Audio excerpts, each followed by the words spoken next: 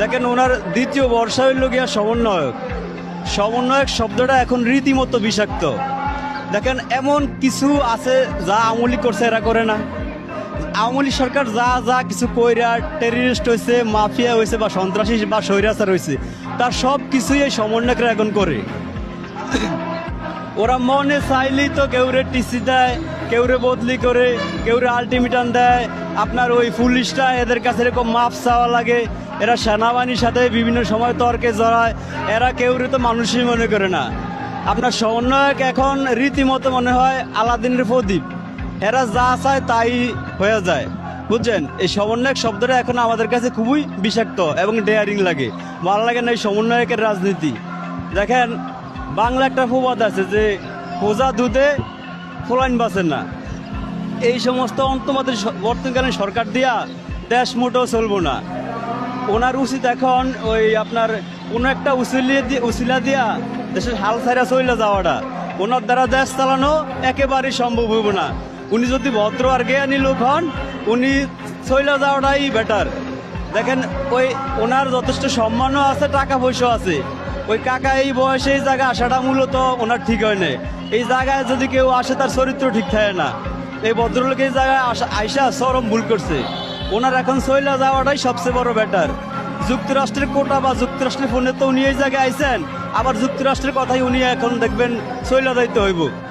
দেখেন এটা একদম সত্য। উনি তো ডেমোক্রেটিক পার্টি হিলারি ক্লিন্টন আছে না, ওনার খুব ভালো বন্ধু।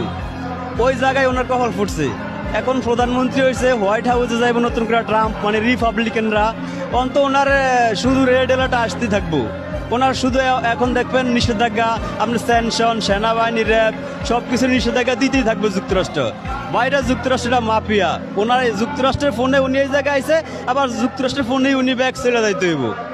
এই জন্য ভদ্রলোক যদি বোঝে যে যাইতে হইব, তাহলে কোনো একটা উসিলা দিয়ে উনি কিন্তু ওনার চলে যাওয়া উচিত, কারণ ওনার যাইতে হইব।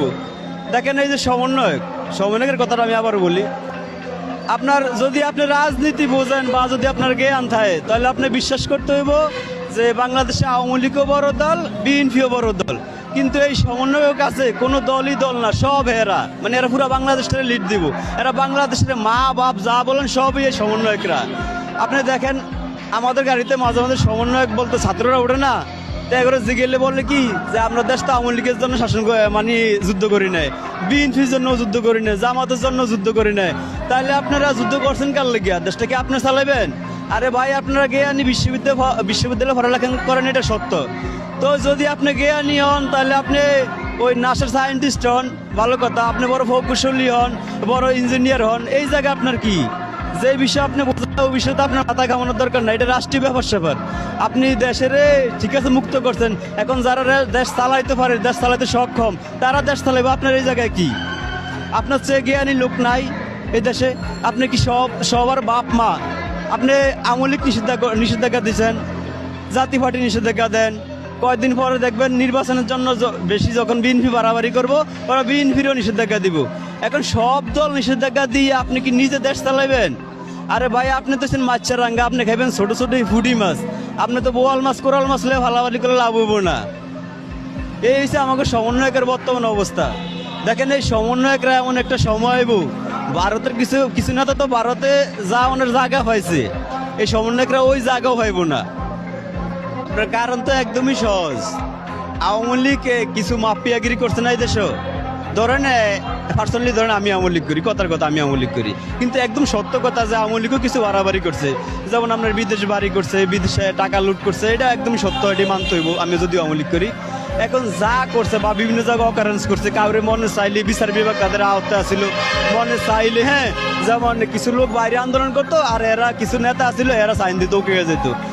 একদম ঠিক তেমনি ছাত্ররা আন্দোলন করে, আর রাষ্ট্রীয় যারা বড় বড় দায়িত্বে আছে তারা শুধু সাইন দেয়, মানে ওই আওয়ামী লীগের মতোই।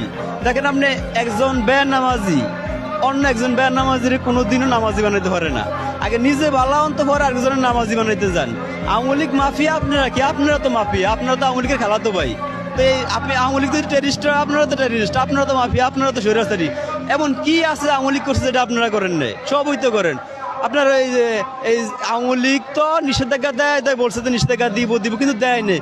তো তো আপনারা তার চেয়ে উদ্যোগ, আপনারা তো নিষেধাজ্ঞা দিয়েই দিচ্ছেন। আওয়ামী লীগকে দিচ্ছেন, জাতীয় পার্টিকে দিচ্ছেন, বিএনপি সামনে বাড়াবাড়ি করবো, নির্বাচনের জন্য অবশ্যই বাড়াবাড়ি করবো, বিএনপি একটা রাজনৈতিকভাবে বড় দল।